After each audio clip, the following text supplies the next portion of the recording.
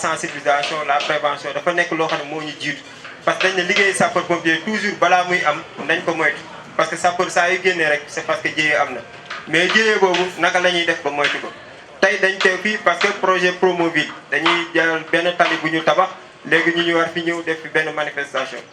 mais si kaw loolu la police def na léegi prestation wax na si wàllu prévention li nga xamante ni tali bi bañ ko defaree pare naka la ñuy def ba moytu accident yooyu am mais quelle que soit la prévention li ñu wanti wax yëpp le risque zéro n'existe pas wax ba nga xamante ni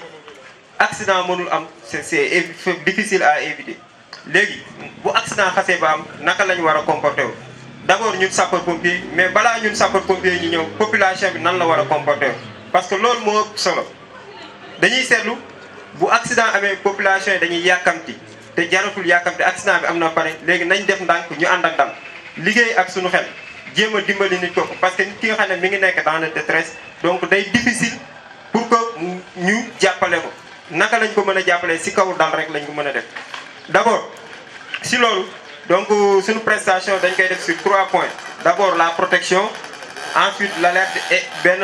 thème boo xam ne dañuy wax malaise parce que thème la boo xam ne bi may ñëw protection mooy lan accident bu xasee ba am comme lu ma wax léegi bu accident bu xasee ba am si le sapeur pompier door a intervenir mais balaa ñuy ñëw population bi nan lay comporté wu accident bi am na si tali bi mais d'abord tali bi lu ñu seetlu mooy oto yi dañuy bari ñii jàll dañuy bari mooy dégagement d'urgence nañu fexe ba victime bi nga xam ne mi ngi si kaw tali bi ñu wàcce ko tali bi suñu ko wàccee tali bi dinañ protéger wu ñun si suñu bopp ñi nga xam ne ñoo teew di seetaan ak xale yi nga xam ne ñi ngi ñëw dégg nañ accident bi rek daw ñëw il faut ñu protéger leen parce que bu ñu leen protéger wul sur accident mën na am ndax lan Jakarta yaa ngi daw oto yaa ngi daw te nit yaa ngi si kaw tali parce que accident am na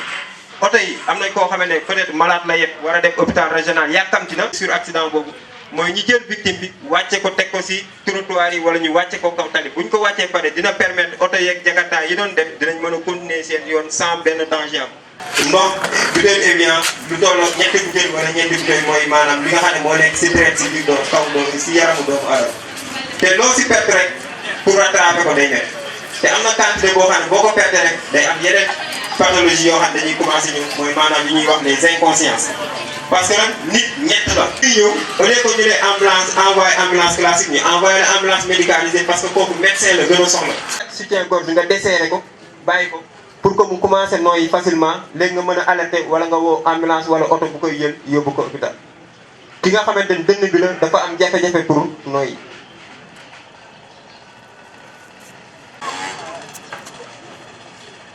da nga koy tëddal mu jaaxaan nii nga jël tànk yi aj ko pour mu permettre donc biir bi mu décontracté wu donc mën a tane même bu fekkee du wér si saa si mais dina ko alléger tuuti le temps ñu ñëw yóbbu ko hôpital. bu fekkente nag yow da nga war a déplacé wu amee une chose te mën a noyyi facilement.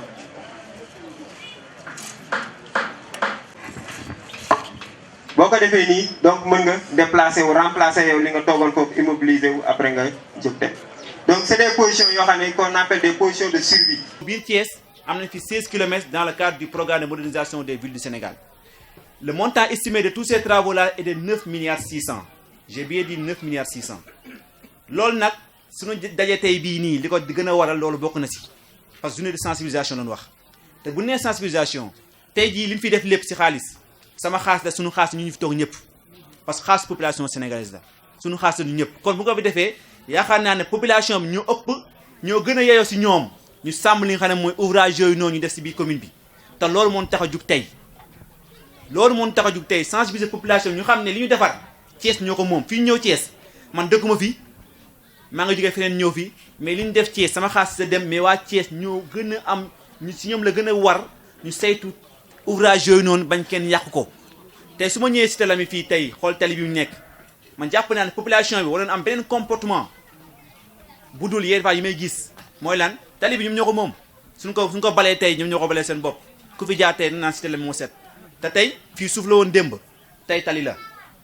te population ñooñu mën a jàpp si mbir yooyu noonu pour ouvrage yooyu ñu mën a am mën a nekk loo xam ne nga koy pérenniser te tamit damay interpeller les maires des communes interpeller aussi le maire de la ville aussi pour ñu wax ak population bi surtout parce que 9 milliards 600 nekkul 9 millions nekkul 900 000 xaasu bëri la te loolu bu nga ko sàmmul tey lii da ko fiy def suba di koy jugaat day yàqu tey bu ensablé woo tey li taxoon sax ndox mi doon dem bu ensablé woo ndox mu demati ndax suuf da koy téye da nga defar tali ba pare nit ñëw jël béton def ko si trottoir ba def ko si ndox fi muy jaar ne pour oto mi yéeg te loolu nekkul loo xam ne en fait moom la population wala benn riverain lambda mu mën a war a am comportement boobu vis-à-vis ak ouvrage bi ñu defar kon tey maa ngi interpellé ñëpp ndax loolu mën indi tey fii mooy lan sensibiliser population bi surtout pour comportement bi ñu am vis-à-vis ak tali bi yaakaar naa sunu naataangoo waa police dinañ ñëw def benn genre nu mu tudd exposé si li nga xam ne mooy les préventions routières loolu tamit c'est baax surtout jakartamaan yi borom oto yi parce que dëkk loon nekk si biir ville ak noo war a dawee tey bu ñu defee pavé xam nga tax ñu def pavé normalement waru am doodaan pavé yi ñu def nii waru am doodaan parce que pavé nekk loo xam ne da nga war a daw parce que uni confort amu si amul confort bu doon tali boo xam ne goudron la moo am confort da ngay daw comme nu la neexee mais fii nit waru woon daw ndax boo commencé rouler da ngay gis mu commencé am benn bruit te bruit boobu da la war a gêner ma xam doo daw mais avec tout ça nit ñi dañuy daw ñu ñëw tamit defaat ay jeunes dispo def ay doodaan parce que normalement si biir dëkk la nekk ay xale fi nekk may ay interpeller population bi encore une fois ne leen li ñu defar fii ñoom ñoo ko moom encore une fois ñu sàmm ko ndax bu ñu ko sàmmee ñun seen alal lañu sàmm ndax li ñu def seen alal la. li ñu fi andi tey muy la prévention routière ak sécurité routière mu doon ñaari mbir yoo xam ne war nañ ci bàyyi xel bu baax a baax a baax a baax a baax ndax léegi rek moo tax la bi muy wax ak mbooloo mi mu ngi wax ay réalisation routière lu am solo la ci biir dëkk waaye bu ñu weesoo réalisation routière yi comme tali bi ñu nekk nii tali bi ju janool tali bi gannaaw bi ñu ko defaree ba pare dafa am lu ñu ci war a def yi nga xam ne mooy guider doomu aadama yi moo leen di teg ci yoon nga xam ne boo yéegee sa oto yéeg ci kaw tali bi xeetu jumtukaay yi ñuy samp ci kaw tali bi au fur et à mesure ngay dem moo lay guider jarul ngay laajte fële ci kanam mooy fan dëkk ba la nekk ci kanam mooy fan panneau yi ñuy samp ci kaw tali bi ak matériel yi ñu ciy def mën na la leeral foofu mooy fan. donc sécurité routière prévention routière lu am solo la ni ma koy tënkee ci wolof mooy gannaaw bi tali amee oto am ci kaw tali kilifa yi jël ay institution jël ay doomu aadama responsabiliser leen dénk leen ay responsabilité pour lan pour ñu andi bépp xeetu jumtukaay bépp xeetu moyen bépp xeetu dispositif bépp xeetu mesure pour que ñàkk bakkan yi ci kaw tali bi du fi mës a jóge nag malheureusement mais mu wàññeeku bu baax blessé grave yi aussi mën a wàññeeku bu baax loolu mooy prévention routière ak sécurité routière. alors ginnaaw bu loolu amee il faut que aussi doomu aadama yi xam risque yi ñu mën a jànkoonteel ci kaw tali bi risques yi bari na. voilà mu ngi noonu ku ne xam na donc sunu réseau routier bi melul kin comme ni mu war a mel malheureusement mooy constat bi donc loolu bokk na ci li tax yenn service de police yi ak service de gendarmerie yi nekk ci kaw tali bi di contrôler pour mën a dissuader doomu aadama yi ñuy daw ndànk ñuy bañ a abuser wu ci usage de la drogue yu demee noonu bari na ci mënuñ lim lépp ak yenn daw yu ëpp yeeg yooyu noonu ak yenn xeetu accident yi mën a am ci kaw tali bi. am na yeneen mbir aussi yoo xam ne danañ ci bokk yoo xam ne nag ci dawalkat bi la ndax wax dëgg yàlla am na loo xam ne du ministre bi wala président bi wala yenn kilifa yi ñoo ñëw ba sa kër di la ko forcer ci nit ki la. ci nit ki la ndax booy dugg sa oto wax dëgg yàlla am na loo xam ne yow yaa koy defal sa bopp soxlawul nit ñëw di la ko jàngal dugg nga sa oto li nga war a njëkk a def mooy takkal sa ceinture de sécurité sa chaise bi ngay toog sa siège tubaab naan ko siège toog ci toogaay bu jekk boo xam ne di nga mën a jot sa volant jot pédale bi maanaam de manière confortable loolu lu am solo la te nit ñi duñ ci bàyyi xel lu am njariñ la dafa am solo lool vraiment dama ciy insister am na solo gannaaw bi loolu amee nag ba nga jël sa oto tegu ci kaw tali bi yooyu ma lay wax prévention routière yooyu mu ànd ci kaw tali bi ñoo lay guider ki nga xam ne da ngay jànkoonteel ak moom ci tali bi muy sa mbokkum dawalkat comme yow da nga ko war a jox cër te xam ne ci machine la yéeg machine dafa faillible mën na jékki-jékki wor la ngeen baal ma ci wax bi dafay am jékki-jékki rek mu génn feneen donc respectel oto bi nga yor te xam ne à tout moment mën na ñëw ak lu kenn xamul ki ngay dajal aussi mu yor oto wax dëgg yàlla jox ko cër suñ benn professeur bu ñu doon jàngal école nationale de police daf nañu c'est simple dafa nañu boo yéegee ci kaw tali bi jàppal na ñëpp ay dof lañ ñi ci des yow rek yaay nit defal ñëpp dof nee na boo ko defee rek di nga jël say matukaay yëpp di nga xaw a ragal di moytu bu baax ba àgg fa nga jël donc loolu lu am solo la waaye am na it yoo xam ne waaw gannaaw bi ñuy jógee ci risques yi ñu dem ci la façon de les éviter maanaam ni ñu mën a def ba wala boog ba moytu yu mel noonu donc loolu aussi lu am solo la ci wàllu doomu aadama ci mesure yi mën a jël à titre personnel ci moom voilà donc oto conscience da ci am solo nit ki dafa war a jël conscience am ba mat sëkk balaa moo dugg ci oto loolu am solo la soxloolu policier bi di taxaw fii di la arrêté wala gendarme bi taxaw fii di la pour nga mën a def yéen yi non loolu irresponsabilité la yooyu il faut que doomu aadama di ci bàyyi di ci bàyyi xel feu tricolore ñu ngi fi ci prévention routière la bokk les ralentisseurs ci prévention routière la ñu bokk les signalisations là ci prévention routière la ñu bokk voilà les types de panneaux qui existent sur la route yooyu yëpp ci prévention routière la ñu bokk soxloolu alkaati dafa taxaw soxloolu homme de tenue dafa taxaw da nga leen di respecté ñu guider la ba fa ngay àgg nga àgg fa ci jàmm ak salaam c'est simple panneau de danger lim lay avertir mooy par exemple danger mu ngi sa kanam à 150 mètres hors agglomération 50 mètres ci biir agglomération donc loolu yomb na donc loolu dina la dimbale nga daw ndànk bañ a def yenn accélération yi yenn kii ba loo xam ne dafay jur jéeya donc loolu mooy prévention routière lu am solo la soxoto aussi ñuy faral di def visite technique yi les contrôles techniques ñu koy defal suñu bopp balaa ngaa yéeg soxoto xool sa niveau d'huile ndox mi waaw écrou yi ndax say pneu seera na ni mu war a seere yooyu yëpp yaa koy defal sa bopp soxla intervention extérieure ñu ngi bàyyi xel yooyu am na solo trop. set bi ñuy wax surtout ci tali yi ndax gis nañ ni Cité Lamy vraiment léegi suñu côté bële tout ndox bi amatul donc ñu ngi koy santé Promoville di ko santé vraiment ñi ci jàpp ñëpp ndax gis nañ aussi maladie diarrhée yi mi ngi wàññeeku ndax déjà bu set amee rek feebaru biir buy daw day xaw wàññeeku bu set amee aussi dañuy gis que ni feebaru dënn yeex yooyu dina wàññeeku ndax poussière amatu fa ci côté boobu poussière amatu fa comme nee nañ ma nag du ma guddal du ma mën a guddal lool mais maa ngi sant Promoville bu baax vraiment ndax accessibilité poste bi ñëpp gis nañ ko léegi poste bi kii na mais nag poste bu fekkee ni dafa am fukki junni ak juróom-ñeent ak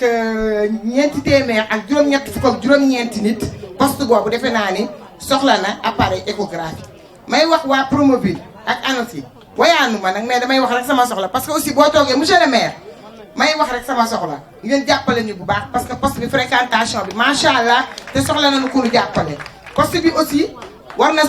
mën a am labo bu nga xam ne wax dëgg yàlla population bi ñu sonn ndax jaabante bi dem hôpital dem 10e dafa metti labo bu nga xam ne bu ngeen ci jàppee dina tax li ñuy wut yëpp pour population bi dinañ ko mën a def. lii yàgg nañ ko bëgg quoi lu rafet la woon quoi mais xëy na tey la ko yàlla dogaloon parce que ñun booba tey dañoo ne ci koñ bi doon ay jeunes bëgg dara seetuñu lenn parce que tali bi biñ ko defaree ba tey pendant 1 mois bu ne dañuy def ay set setal di nettoyer koñ bi nag ñun ñoo fi ne boobu ba tey di nettoyer di jël suñu moyen bopp mennum Moussa Lo ak Maodo Malick Mbaye lañ ciy gis muñ ciy defal seeni moyen di ñu ko def ñooy nettoyer dañuy am ay problème matériel Moussa Lo mooy dem indi matériel Maodo Malick Mbaye mooy jël ay moyen ay ndox di ñu jàppale ñun nag seetuñu ku ñu jàppale ñu dem ku ñu jàppalewul ñu dem mais dañuy ñaan mairie bi ñu ñëw jàppale ñu ci matériel en même temps lamp yi ak kii mbalit yi loolu daal soxla nañ ko kuñ ci mën a jàppale ak poubelle yi kuñ ci mën a jàppale bëgg nañ quoi. Mbengue Promoville je pense que dañu lay remercier bu baax parce que cet homme il est doté d'une faculté d'écoute qui est terrible parce que bi ñuy sos tali bi problème yi bari woon na mais boo ko wooyee daf lay déglu te loolu dafa am solo je pense que apporter ci dara mais lépp nag ñi ngi ci turu koñ bi ñi ngi remercier d'abord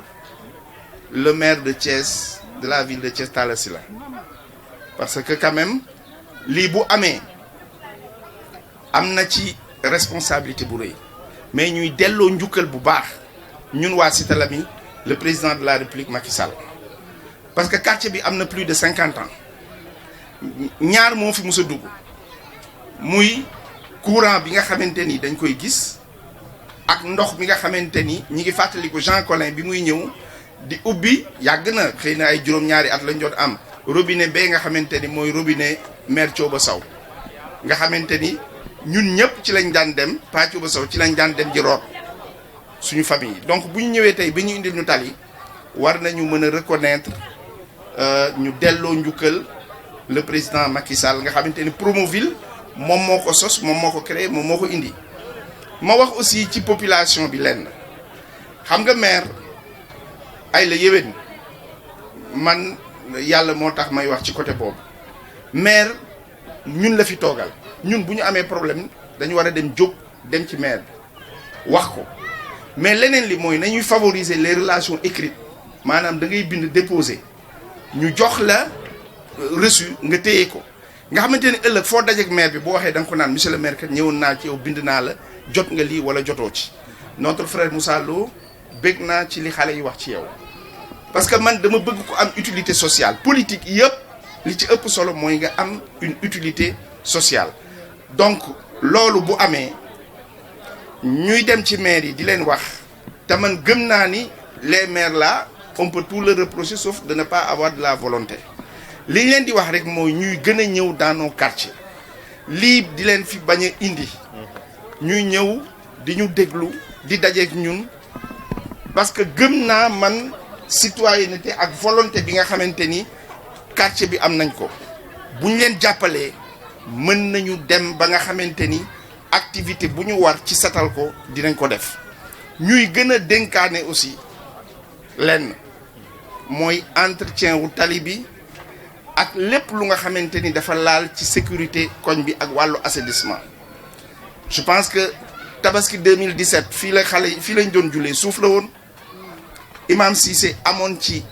lu ko naqari ba daf ma ni dama lay yóbbante ci président de la république jëfu président moom moo tax lii am mais bi mu amee aussi notre frère le maire de la ville de Thiès Talla Sylla a fait preuve de volonté de détermination d'engagement pour lii mën a am de toute façon fi ñuy terminer dama koy rafetlu monsieur le maire Pape Diop mon frère mon oncle man dama lay jox ñaari cëru li nga représenté ak cëru li nga doon ci man mais lii ngeen def dafa rafet mooy ñu xam ni vous êtes ensemble pour Thiès la ville de Thiès ak 3 communes yi ànd nañu uniquement pour li nga xamante ni moo di intérêt Thiès may nuyu bu baax sama imam lay di ko ñaanal yàlla may ko gudd fan ak wér le chef de quartier aussi vraiment yéen ñi ngi leen di wax taxawaay benn proposition rek laa bëggoon a xalaat ñu yóbbaale ko mooy est-ce que jotul ñu am ay conseil de quartier yi nga xamante ni ci biir quartier yi dañ koy xalaat di leen fal pour que ñooñu di nekk interlocuteur u maire yi nga xamante ni chef de quartier dañ koy tànn rek góor gu ñu tànn gis la nga xamante ni yiw nga yàgg ci koñ bi ñu dénk la ko mais conseil de quartier bi ñu fal ko loolu dina indi ñaar dina tax maire bi xam ku ci nekk quartier bu nekk kan mooy interlocuteur am parce que wax nañ ko léegi ñun am nañu chance su am délégué de quartier mu nekk jeune mais xoolal mag ñi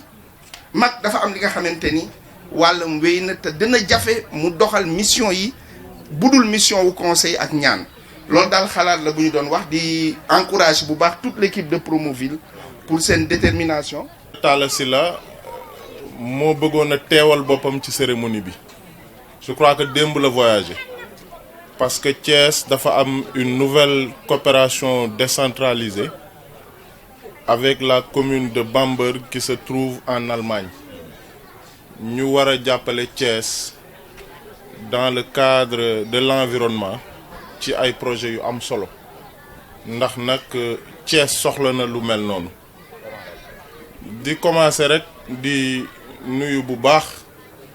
notre frère grand frère Pape Diop bi nga xam ni nag ci jaar-jaaru politique ñun jaar nañu ci loxoom mu nekkoon suñu mag nekk suñu conseiller ci lu bari tey yàlla def mu nekk maire de la commune de Thiès Est bii di 2e mandat am di nuyu notre frère Lamine Diallo bi nga xam ni mooy aussi le maire de la commune de Thiès Nord le maire de la commune de Thiès Ouest muy le maire Aliou Sow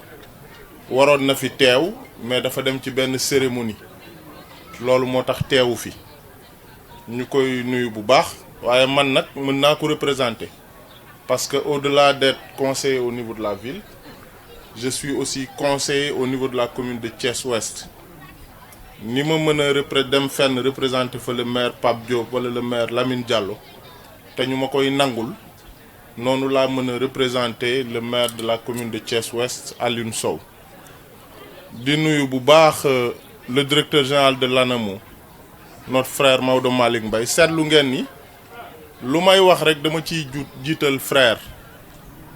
parce que ñun ñëpp mën nañoo bañ a bokk parti politique mais yàlla def na nag ñoo bokk Thiès ba pare ñun ñëpp ñu am ay relations yu baax yoo xam ni ñëpp xam nañ ko ñëpp xam aussi taxawaayu directeur général ANAMO ci Cité Lamy ci Thiès bu baax a baax ensuite ci élus locaux élus yi au niveau départemental parce que li ñu waxul aussi mooy que les élus départementaux yi nekk Sénégal moom mooy seen njiit te loolu aussi fierté Thiès la ñu koy nuyu bu baax notre frère Maodo Malick Mbaye di nuyu bu baax imam Lay ay ñaanam moom ñun dañu koy soxla bés bu ne ndax bam ñu dalee di ñaanal ba léegi ñu ngi koy gis di ko sant bu baax ñu yàgg di dem këram mu ñuy jox ay conseils yu am solo pour dëkk bi ñëpp a xam ni mu bëggee Cité Lamy ak ni mu bëggee Thiès xam nañ ko bu baax di ziar bu baax imam Cissé ak kilifa yi fi nekk yëpp di nuyu président Kanté dem na léegi Souleymane Kanté bi nga xam ni malgré son âge lépp lu ñuy def pour Thiès rek dafay bëgg di teew di nuyu doyen Daxa Kanté moom aussi dem na parce que dafa am des problèmes de dents là yu koy xaw a sonal di ziar aussi les délégués de quartier yi nga xam ni teew nañ fi yëpp ak le délégué du quartier de Cité Lamy di nuyu bu baax le chef de projet bu Promoville ak comme ni ko Ahmed di waxee madame Sow damay dégg tout le temps mu koy wax ak ñi ngeen àndal yëpp ak waa Enan Chine ñi nga xam ne ñoom ngeen dénkoon tali bi pour que ñu defar ko di nuyu sama frère Moussa li ñuy wax ci moom ñun xamante nañu yàgg nañu ci biir dëkk bi les associations du quartier gis naa fi léegi ñu sol ay maillot ASC Cité Lamy ñu ngi leen di nuyu bu baax ak toutes les ASC yi nga xam ni teew nañ fi nos amis de la police bi nga xam ni le commandant du corps urbain du 1er arrondissement mi ngi fi teew l'adjoint au commandant du corps urbain moom aussi au niveau du commissariat central teew fi ñoom ñëpp ñu représenter le commissaire central di nuyu suñu xaritu sapeur pompier yi ñu def fi lu am solo ñëpp gis ko ñun ñëpp tey am loo xam ni jàng nañ ko ci ndax loolu aussi lu am solo la di nuyu ñëpp daal ñi nga xam ni teew nañ fi ak population wu Cité Lamy yi di kontaan lool ci teewaayu maire yi ndax nag le maire de la ville Talla Sylla dafa insister woon à ce que correspondance yi au niveau des maires nañ ko teel a yóbbu ba pare insister sur la présence des 3 maires de commune pour wane ni ñëpp a xam ni Talla Sylla ak Lamine Diallo ak Pape Diop ak Aliou Sow bokkuñu parti bokkuñu fu ñuy sotti mais ay institution la ñu jiite ñoom ñëpp ñuy représenter Thiès donc bu intérêt Thiès taxawee ak seeni intérêt population ñoom ñëpp dañuy àndandoo teew ci jàpp ci pour que li population yi soxla ñu am ko moo waral tey seen teewaay le maire Pape Diop dalal ñu parce que nous sommes dans sa commune fii commune Thiès Est la infrastructure boo fi mënti def nga yëgal ko nga bañ ko yëgal nga boole ko nga bañ koo boole su paree ci loxoom nga koy teg kenn mënu ci dara parce que tant que muy nekk maire loolu la yàlla dogal lépp ci loxoom lay mujj tali bi bu paree ci loxoom lay mujj donc teewaay bi am solo lool ñuy gërëm nag président directeur général ANAMO wax na ko suñu waxantee dëgg les maires de communes ak la ville de Thiès mënuñu tabax tali amuñu budget bi war pour ñu def loolu ndax nag wax nañ leen léegi ne leen les 9 kilomètres 300 li ñu jot a def coûté na lu ëpp 9 milliards le budget de la ville de Thiès ne fait pas 2 milliards fi mu toll nii ku am budget boo xam ni matul 2 milliards mënul tabax tali donc tey bu ñu amee programme Promoville fii am tali Cité Lamy ci biir am beneen pénétrante Jaxaaw am Mbour 3 am ak d'autres quartiers de la ville de Thiès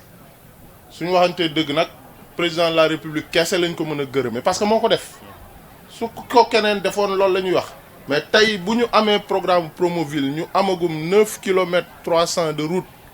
di xaar ñu dolli ci ba mu mat 16 kilomètres de route on le doit au président de la république le président Macky Sall te loolu mooy dëgg beneen bi président yàppalee wax ni dafay def un programme bu tudd Promoville ñu bind le maire de la ville de Thiès maire de la ville nag moo tànn fi ñu koy def te bi muy tànn fi ñu koy def il a surtout insisté sur le quartier Cité Lamy parce que nag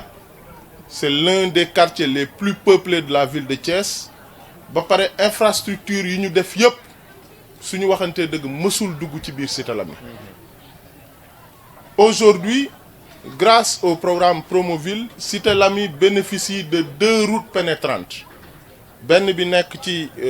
yoonu poste de santé bi beneen bi ñu def ko fii donc il faut reconnaître que c'est historique et c'est une première ñu ngi ciy sant bu baax le président de la République di sant le maire de la ville Talla Sylla au nom des populations de Cité Lamy parce que man yàlla dafa def heure bu may xëy ak heure bu may wàcc ci tali bii laay jaar ba yegg sama kër ca début ba bu ma fi daan jaar suuf la woon tey su ma fiy jaar du ma am benn problème parce que il y a une route buy dem ba ci sama kër ñu ciy sant bu baax au-delà de Promoville tey président jëlaat beneen programme bu tudd PACASEN les maires des 3 communes bénéficié wu ci mu war a démarrer année bi la ville de Thiès bénéficié wu ci ndax ci année bi dañu constater qu'à Thiès il y a une dizaine de quartiers boo xam ni ndox mi yeggagu fa les 450 millions yi nga xam ni ville de Thiès da koy am pour cette année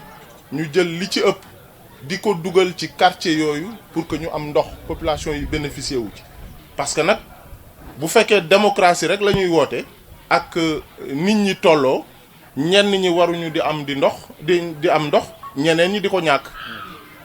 au-delà de ça président de la République am 50 000 lampadaires solaires boo ko calculer ci 557 collectivités locales yi Sénégal am boo ko doon distribuer mën na am ku nekk sax du am 200 wala 300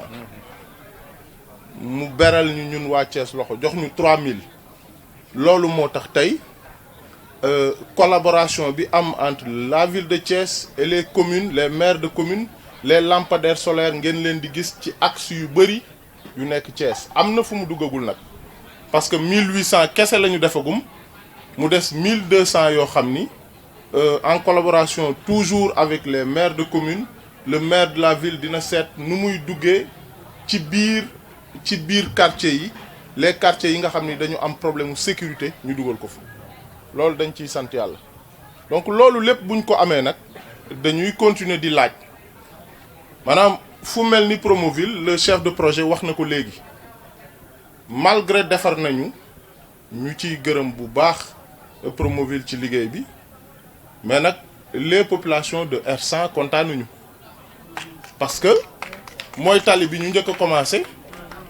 te ba léegi fa mu nekkoon la ne comme nag jot nañu ordre de service pour commencer waat liggéey bi ñu ngi ciy sant yàlla di ñaan yàlla mu gaaw feneen fi nga xam ni aussi yëpp dafa sooxe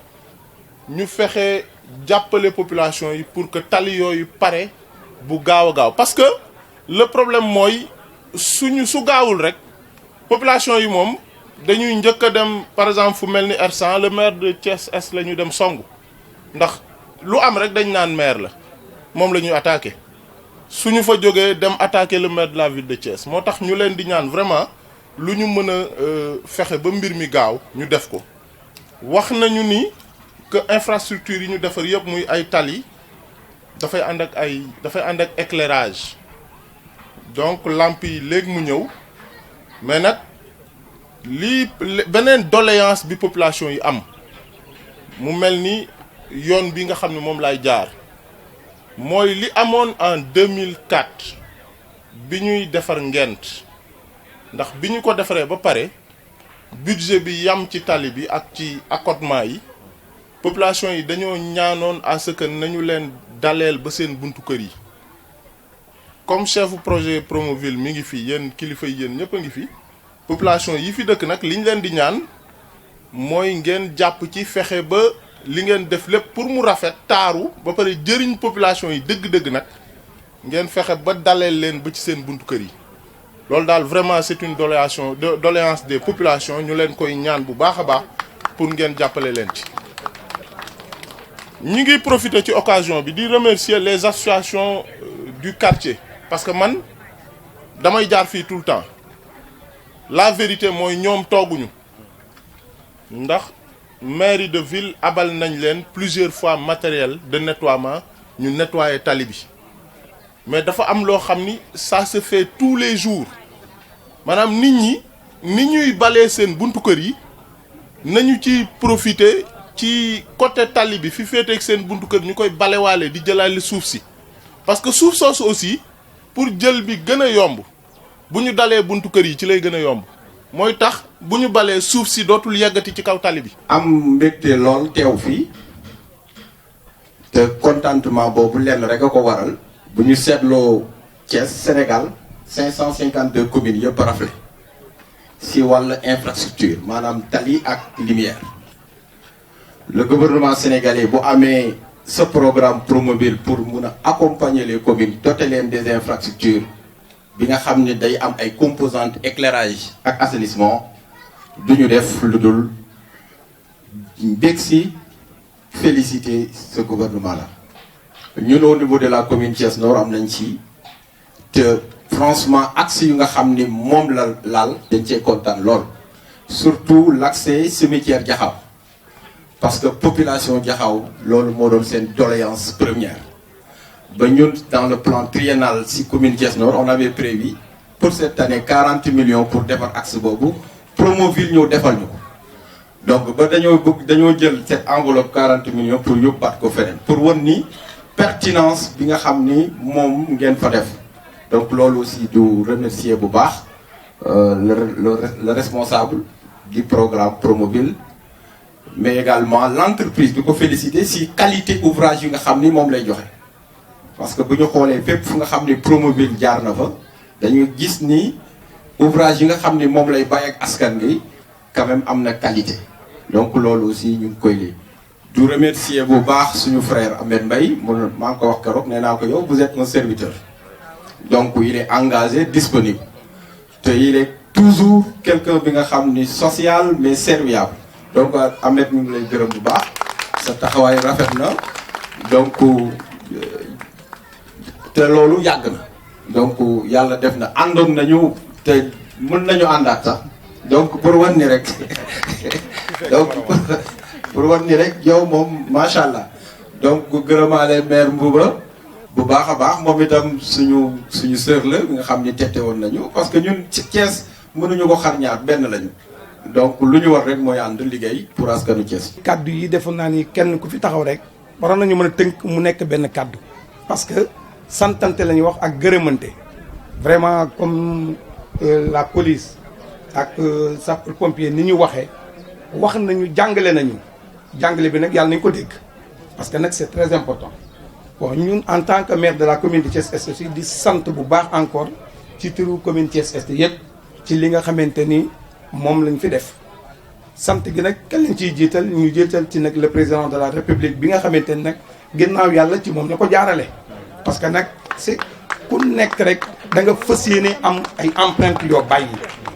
parce que nag bu ko def loolu mooy devoir nit ki nag xam li la war di ko def jërëjëf lañ ci war a mën a teg loolu bu ñu ñëwee di ko def dañ koy rafetlu bu baax ñun li ñuy wax rek mooy ñu gën a améliorer communication bi parce que nag en tant que commune damay jàpp ni ku ne ci néeg ak bëgg ku la wéttali ubal bunt du leen tàqale kër boo fa ñëwee di defaral nit wala ngay borom tool nga koy dimbali defe naa ni kooku war na am lu mu la téyee parce que nag loolu la ñu soxla ñun communes yi nous avons des maigres moyens comme ni ñu ko waxee kon damay jàpp ni lu mel ni Promoville bu ñëwee ñun dañ koy applaudir bu baax a baax a baax dañuy applaudir vraiment li nga xamante ni moom ngeen def li ñuy wax mooy dene ba wax na ko sànq ci parce que plaidoyer boo xamante ni man maa ko war a njëkk a def moom mu waxal ma ko kon dama ci sant yàlla parce que bu ne yoonu R100 bi depuis 2 ans pas plus tard que keroog conseil municipal ville maa ngi toog ak maître Ousmane Diagne ma dégg waa R100 yi li ñu doon préparé pour marche fa lañ ñu waxee ni defe naa ni jot nañ note de service pour war a continuer travaux yooyu nga ñëw waxaat ko en tant que représentant maire de la ville de Thiès kooku dañ ciy sant yàlla mais di leen wax ni loolu yàgg na nag parce que depuis 2 ans créé na fa ay situation yoo xamante ni yàq fa ay këri jàmbur vraiment tam defar bi demoon na ba nga xamante ni li mu yàq ëpp na loo xamante ni nag passé woon na sunu njort donc may gën a lancer appel au chef du projet pour mu gën cee mën a bàyyi xel la route de R100 nekk na situation boo xamante ni nekk na bu doy waar kon loolu nañ ci gën a taxaw bu baax a baax a baax bon encore une fois de plus en tant que commune Thiès Est nga xamante ni defe naa les 3 communes ñun ñoo ci ëpp population presque 125 000 presque habitants bu Promoville ñëwee nag ak ñu am ay quartiers yoo xamante ni vraiment pour ñu mën a seen accès war a jafe war nañu tam waxtaan yi bu jiitu woon dina gën a baax quartiers yi nga xamante ni c'est des quartiers yoo xamante ni boo fa demee presque non loti wala leneen ak leneen wala seen situation pour ñu mën a am accès facile bu doon na baax ñu mën leen a bàyyi xel ci loolu. parce que nag commune bu mel ni Thiès Est nag ku xool superficie bi ni mu mel ak nombre de population bi ba pare Promoville ñëw li ñu xool ci infrastructure yi ñu gën cee néewle comme ni ko Amel waxee fekk naa mu di ko wax toujours ma di ko takki ne ci loolu ñoo ci gën a néewle et ñoo ëpp population kon loolu dafa war a jar a bàyyi xel nag en tant que chef de projet pour que yeneen yi nga xamante ni day ñëw ñu mën ñoo servir comme ñi nga xamante ni daal dote ñu bu baax a baax a baax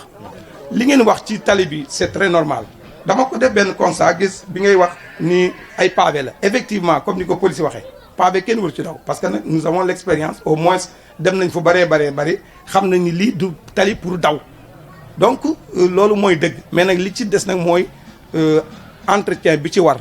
donc loolu dafay jar bàyyi xel bu baax ak service yi nga xamante ni ñun ñoo ko seq ñu mën cee taxaw pour que tali bi mën a dund at yi war a dund sinon du ko def parce que def naa gis naa benn constat léegi comme ci pavé yi entre jointage yi au moins dama naan est-ce que ci ak problème mu nekk yoonu ndox parce que l'eau c'est l'ennemi du goudron donc ndox mi il faut ñu bàyyi xel nag entre comment dire jointage yi nga xamante ni ci pavé yi intervalle yi mu am ndox mi bu ñëwee foofu am na allure bi bu ciy jaar da ko yëkkati en même temps ak oto yi ciy daw ak poids lourds yi donc loolu tam jar na techniquement xalaat ci xañ na expérience la bu ma xalaat wax ko parce que nag ndox moom fu muy jaar rek ak tam canalisation yu war a am dëgg su ko amulee dafay xaw a doy waar donc loolu aussi itam parce que yu bëri tali mës na fi am na fi ba taay ñu def ko fi bi ñuy def les chantiers de Thiès gis ngeen tali yi ñu defaroon gis ngeen lampe yi ñu defaroon groupe lampe solaire yi mais entretien ba ci war a am amu ci donc nag ay formation da ci war a am ba nga xamante ni lampe yi su yàqoo ñu mën koo defaraat mais boo xoolee lampe yu bëri fay na yii itam bees na pour l'instant mi ngi ñëw dañ ko saluer nañ ko mais nañ ci mën a gën a bàyyi xel ci entretien bi sinon dafay xaw a doy waar parce que soleil bi moom manqué wul mais nag pièces yi mu àndal maanaam comme des pièces de rechange pour ñu mën a am des ñu mën a former ñoo xamante ni au moment venu soo amee problème ñooñu mën a taxaw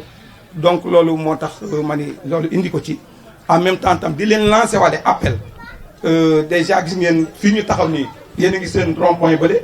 góorgóorlu nañu la commune de Thiès ñoo ngi koy defar di leen tàllal loxo pour ngeen a ñëw ñu gën ko mën a améliorer ba nga xamante ni ku toll fii di nga mën a tali bi daal war a mën a nekk benn avenue boo xamante ni day nekk avenue bu spécial loolu di leen ci tàllal loxo ngeen indi ci seen apport pour que le rond-point là la commune Thiès Est ñu ngi noonu defar ko dinañ ko àggale ci balay feet yi jeex incha allah lu ngeen ni ci mën a gën a jàppale pour que visibilité bi parce que route nationale la boo xamante ni route boo xamante ni ñu koy emprunté dafa bari donc loolu doon na nekk lu ma doon lancé appel pour waxaale ko dégg naa tam madame comment dirais-je di nekk hôpital bu may tooñ mais ma koy wax ni ko ñu ngi ñaan yàlla parce que yàlla def na ñun commune Thiès Est may nañu benn conteneur man ak le maire de Yeumbeul Nord bu jógee Allemagne am na matériel médical am na tam ay yeneen affaire yu ci nekk bu fekkente ni li ngay demandé ma nga ca bu ñëwee vous êtes les premiers à servir loolu incha allah rabbi xaw ma nag lu ca nekk parce que conteneur bi duy nañ ko te il sera là le 29 incha allah donc loolu ak yeneen yoo xamante ni tam ñu ngi ni ko promettre yu nekk Canada donc di sant bu baax a baax que ni la commune Thiès Est wax dëgg yàlla ñu ngi jéem ci lu ma ñu ngi tàllal ñëpp it loxo parce que ñun seul mënuñu dara comme ni ñu wax rek président de la république seul mënul il faut que population bi ñu joxante loxo di informer à temps et réel di xool li ñuy bëgg ñu ci man di àndandoo parce que bu ngeen xool depuis ce matin 8 heures laa génn sama kër ba nga ni di dox ci askan bi kon donc dañuy tàllal ñëpp loxo ñii ñoo bokk koñ bi ñoo bokk commune bi ñuy xalaat lakan la ñu war a mën a def comme ni ñu ko waxee ci route bi effectivement bu ngeen xoolee lii ñuy def muy sama kër muy faneen di def say travaux à tout moment nu la neexee sañu ñu koo def beneen réew loolu aussi dafa jar a bàyyi xel bu baax a baax donc ñu ngi sant ñëpp di lancer appel it aussi Maodo Malick sunu frère la sunu jarbaat comme ni mu ko waxee di ko sant moom it ci disponibilité parce que ñun lii moo nu wat Thiès ñun dañ ñu dénk rek dañ fiy jógee ñeneen a ngi fi nekkan ñu ngi tudd Ousmane Ngom ba nag ni pourquoi ñeneen dañ leen di tudd ëllëg kon nañu rafetal yëf yi pour bu ñu toogee ci jataay yu mel nii langage yi ñuy wax nañ koy appliquer au moment venu nga xamante ni dara du mën a indi suñu diggante ay jaxase donc loolu moo tax may sant yàlla bu baax ci li nga xamante ni def nañ ko di wax ni daal ñu ngi sant bu baax di rafetlu bu baax a baax projet yi yal na yàlla àggale lépp vraiment di leen santaat bu baax a baax que ni leen tali bi aussi Maodo Malick vous avez vu la route de l'hôpital régional lu sapeur pompier nga ne defe naa ni ku yor malade boo fa jaaree ambulance bu fa jaar defe naa yor malade sax sama day yëngatu parce que bu ngeen xoolee tali bi ni mu mel état bi mu nekk du yoon boo xamante ni war nañ ko mën a pratiquer rawatee nag ambulance di fa jaar yor malade kooku aussi itam vraiment je ne sais pas projet bi wala yow mi nga xamante ni loxo président de la république nga yoon la nga di toog ak moom di ko wax loo nga xamante ni luy jariñ askan luy mën a defar la tali yii ci biir dëkk bi ni mu mel ni mu dégradé vraiment yi daal ñu ngi lancé appel que ngeen taxaw ci bu baax a baax ñu mën ko gën a defaraat bu ko dee mu mën a secondé yi nga xamante ni Promoville def na ko jërë ngeen jëf